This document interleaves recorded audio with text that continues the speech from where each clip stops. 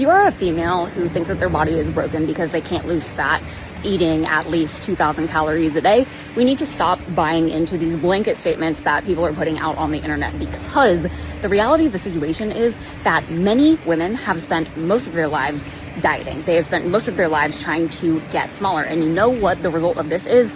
Not having a ton of muscle. So take a smaller female with a smaller frame that is not as metabolically optimized as she could be because she lacks muscle.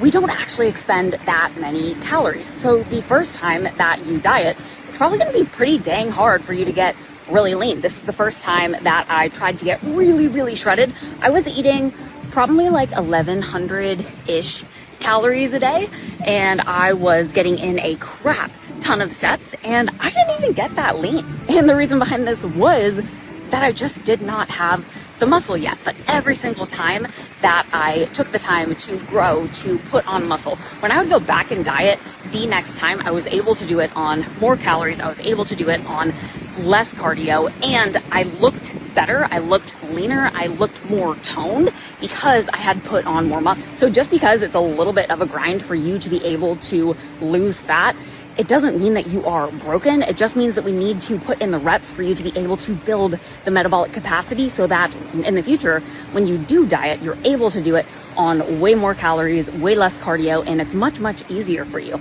This is the part that most people miss. You need to pay your dues in order to be able to get there. Unless you are starting off with a decent bit of muscle, you haven't been under eating, you don't really have this crazy history of dieting, odds are you probably don't have the metabolic capacity built yet. Once you do build it, then the heavy lifting is over. Now you can maintain a much leaner, much more toned physique, eating more food than you ever have before.